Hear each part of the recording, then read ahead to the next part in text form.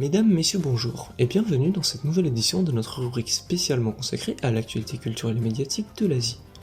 Aujourd'hui, nous vous retrouvons avec 5 nouvelles informations sur la dernière quinzaine, en commençant par le Diwali, festival des lumières de la communauté hindoue. Dans la continuité de notre édition précédente, où nous évoquions le Durga Puja, l'Inde célèbre cette fois-ci la victoire de la lumière sur les ténèbres, du bien sur le mal, de la connaissance sur l'ignorance. Pendant 5 jours bruyants et lumineux, les hindous, sikhs et jains à travers le monde rendent hommage à la victoire du dieu Rama, avatar de Vishnu, sur le démon Ravana. Cette année, la fête de Diwali a débuté le jeudi 4 novembre et les villes se couvrent d'un manteau de lumière grâce aux nombreuses bougies allumées dans les rues et les temples, ainsi que les feux d'artifice. Durant cette période, il est de coutume de s'offrir des cadeaux et de se parer de nouvelles tenues et bijoux. Le Diwali est célébré spécialement en Inde, mais aussi dans des pays ayant une importante communauté indienne comme Trinité et Tobago, Singapour ou encore le Royaume-Uni. La fête se réalise également là où on peut trouver de grandes communautés hindouistes comme au Népal, en Indonésie ou au Sri Lanka.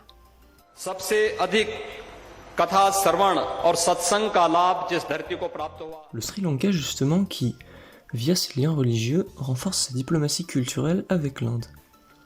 En effet, à la fin du mois d'octobre, le Premier ministre indien Narendra Modi a inauguré l'aéroport international de Kushinagar avec l'atterrissage d'un avion en provenance du Sri Lanka, contenant à son bord une délégation de 5 ministres d'État et 100 membres du clergé bouddhiste.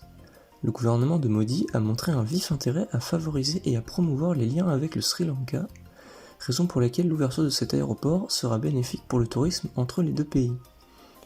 Les liens culturels sont très présents dans ces relations bilatérales, surtout quand nous parlons de la religion, les hindous et les bouddhistes vivant au Sri Lanka représentant plus de 80% de la population. De même, l'Inde est le plus grand marché source pour le tourisme sri-lankais.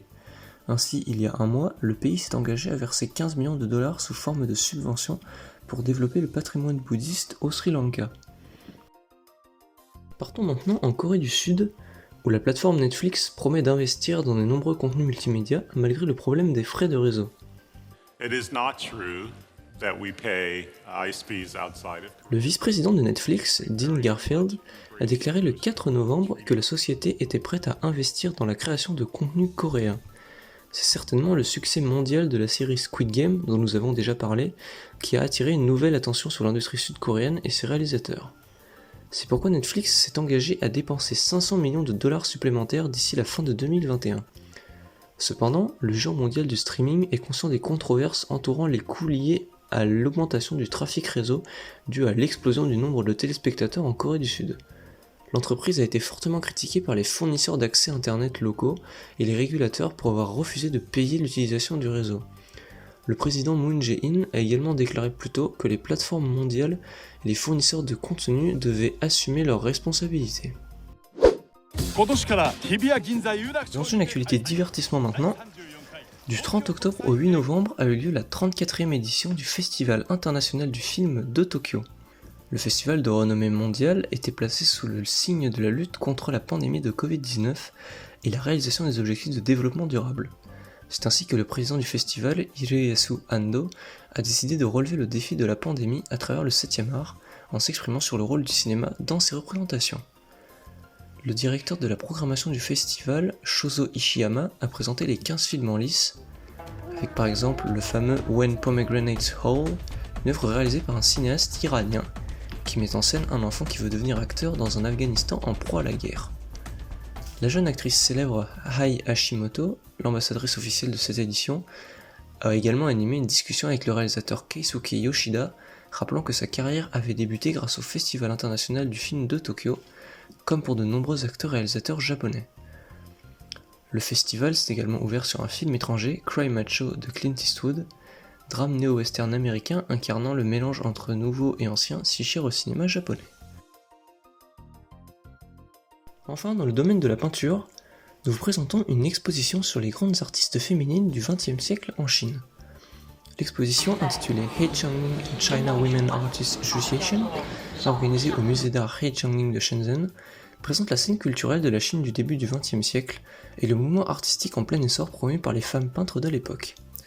Elle se tiendra jusqu'au 21 novembre et montre comment un groupe de femmes instruites et amoureuses de l'art ont utilisé leur création pour s'exprimer, démontrer leur quête de liberté et répondre aux préoccupations sociales. 12 femmes artistes de renom issues de milieux différents peuvent être ici classées en 3 catégories. Un premier groupe comprend He Changning et Yu Feng qui faisaient de l'art pour promouvoir des idées de réforme sociale et de progrès national. Un deuxième groupe était constitué de dames issues de familles aisées et polyvalentes qui voyaient l'art comme un moyen de mener une vie autonome et de poursuivre une nouvelle identité en tant que femmes indépendantes.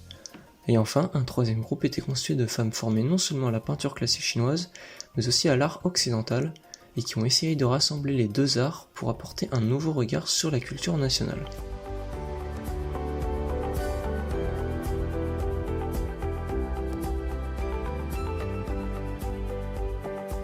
C'est sur cette dernière nouvelle, nous venons de Chine, que nous nous quittons.